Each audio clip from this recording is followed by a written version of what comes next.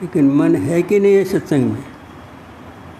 मन अगर बहिर्गत है, चतुर्थी के बाहर घूम फिर रहा है, तो रंग तो मन ही पर चढ़ता है, सही पर तो नहीं चढ़ता है। इसी वजह से तुम पर हरि भक्ति का रस है, उसका तुम पान नहीं कर पाते हो। माला तो कर में फिरे, जीव फिरे मुखमाएँ, अब मनवा तो चहो दिसी फिरे, यह तो सुमिरन नाय। माला तो हाथ में है, लेकिन मन चार तक घूम रहा है, तो माला फिरना हुआ नहीं हुआ। तो ये मन का जो नियमन है, नियंत्रण है, इस नियंत्रण के होने से ही मन पर रंग चढ़ता है।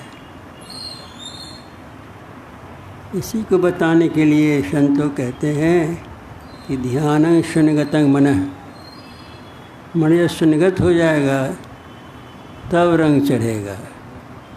मन का शून्यगत क्या होना क्या है? मन में तरह तरह की वासना है, इसका निष्कासन हो जाए, बहिर्गत हो जाए, तो मन पर रंग चढ़ता है। जब तक मन में ये बात है तब तक मन पर चढ़ भी नहीं करता है।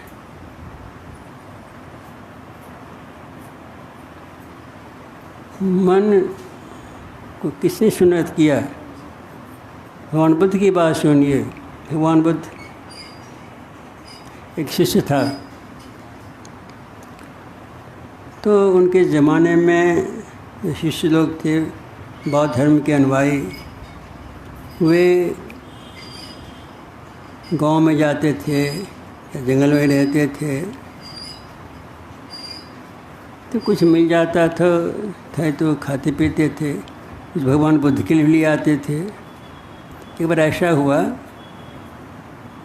कि 2 धोती मिली भगवान बुद्ध को, 2 धोती मिली। सोचता है वो बहुत अच्छा हुआ, एक धोती अपने रख लेंगे, एक भगवान बुद्ध को दे देंगे। आया शिष्य, गर्मी का समय था, भगवान तो बैठे हुए थे, पसीना चल रहा था।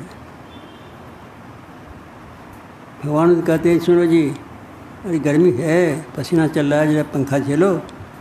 पंखा झेलना शुरू किया। शिष्य पंखा झेल भी रहा है, सोच क्या रहा है, सोचने पंखा झेलता है। गर्मी की वजह से भगवान बुद्ध किसी से पसीना निकल रहा है, लेकिन वो शिष्य जो है वो करता क्या है?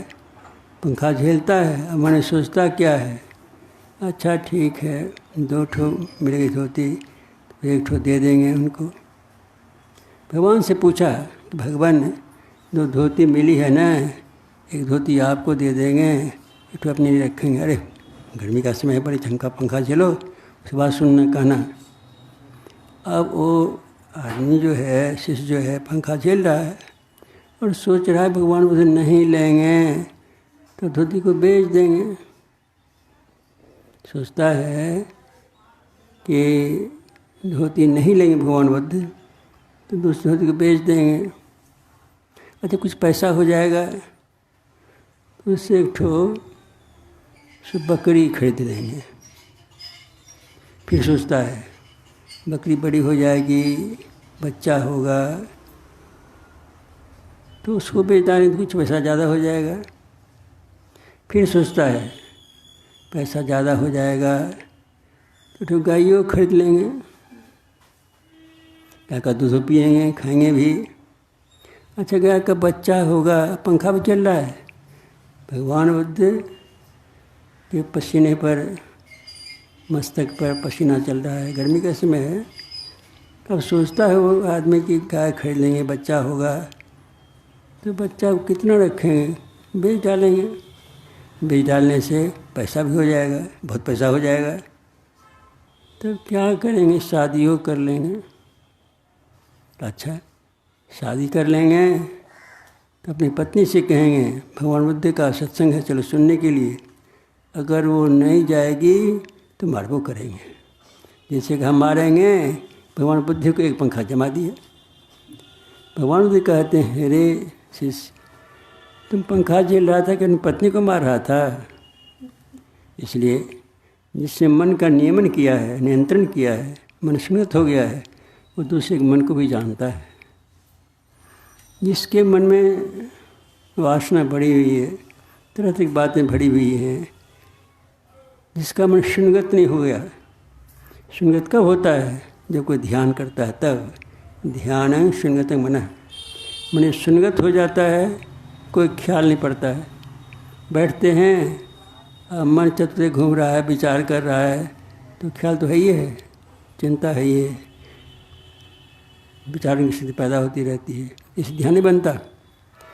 मन सब चीज़ों को भूल जाता है, तब ध्यान बनना शुरू हो गया। ध्यान शून्यगत मन शून्यगत हो जाता है, तब ध्यान होता है।